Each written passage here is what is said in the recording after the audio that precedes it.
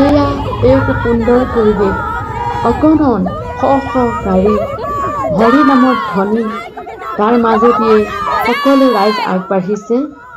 আউনীআটী সত্ৰৰ সত্ৰাধিকাৰ পীতাম্বৰদেৱ গোস্বামী প্ৰভু ঈশ্বৰ আজি যোৰহাট জিলাৰ তিতাবৰ অঞ্চলৰ ব্ৰাহ্মণ মলীয়াগাঁও নামঘৰলৈ আসন প্ৰতিষ্ঠা কৰিবলৈ শৰণ দিবলৈ তেখেতৰ পদধূলা ৰাইজৰ মাজত বিস্তাৰিত কৰিবলৈ আহিছে।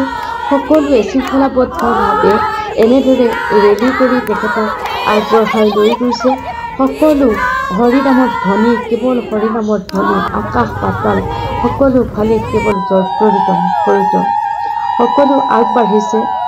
প্ৰায় 5 কিলোমিটাৰ ৰাস্তা তেখেতক এনেদৰে হাজাৰ হাজাৰ গাড়ীৰে আগবঢ়াই অনা হৈছে, আদৰি অনা হৈছে। এই মলীয়া ব্ৰাহ্মণ নামঘৰলৈ তেখেত আহি আছে। সকলো ৰাইজৰ আজি অপাৰ আনন্দ। সকলোৱে হৰিনামৰ মাজেদিয়ে কেৱল তেখেতক আদৰি আগবঢ়াই লৈ গৈ আছে। অতি সুন্দৰ জাপি তেখেতৰ কাৰণে তৈয়াৰ কৰা হৈছে। তেখেত হৰিনামৰ এই সুন্দৰ পৰিৱেশৰ মাজেদি গৈ গেটত তেখেতে ৰৈছে। তেখেতক উৰুলি প্ৰতিধ্বনি, গায়ন বায়ন সকলোৱে তেখেতক আদৰিছে।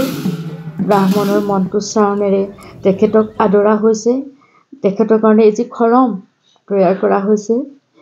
তেখেতক এনেদৰে সুন্দৰকৈ আদৰিছে। তেখেতক আদৰিছে চেলেং চাদৰ পাৰি। তেখেতে প্ৰায় 1 কিলোমিটাৰ চেলেং চাদৰ পাৰি গৈ নামঘৰত সোমাইছে। এটি সুন্দৰ পৰিৱেশ, ভাবিব নোৱাৰা মুহূৰ্ত। ইমান সুন্দৰকৈ সকলো ৰাইজে শৃংখলাবদ্ধভাৱে তেখেতক উপভোগাইছে। সকলো বহিছে, সকলো আলপুত হৈছে, তেখেতো আলপুত হৈছে। পৰিৱেশ পৰিস্থিতি তেখেতে বহুত ভাল পাইছে।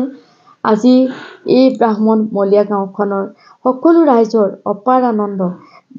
যিহেতুকে আউনীআটী সত্ৰৰ সত্ৰাধিকাৰে তেখেতক পদধূলা দিবলৈ এই অঞ্চললৈ, এই ভিতৰুৱা অঞ্চললৈ আজি তেখেত আগমন হৈছে।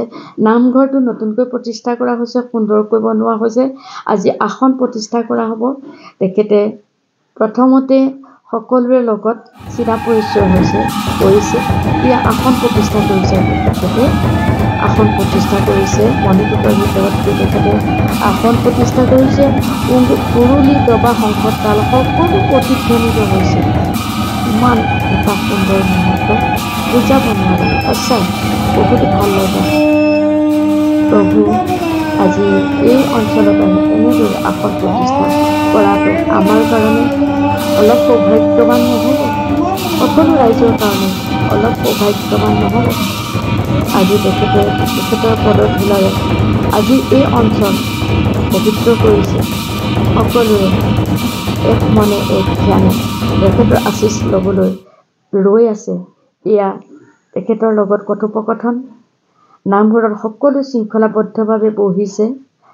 সকলোৱে বহিছে। সুন্দৰ পৰিৱেশত এটা আগত আসনখন, কিমান এটা সুন্দৰ পৰিৱেশ, বুজাব নোৱাৰা। সকলো আহিছে, সকলোৱে ফূৰ্তিও কৰিছে, ভাল লাগিছে সকলোৰে।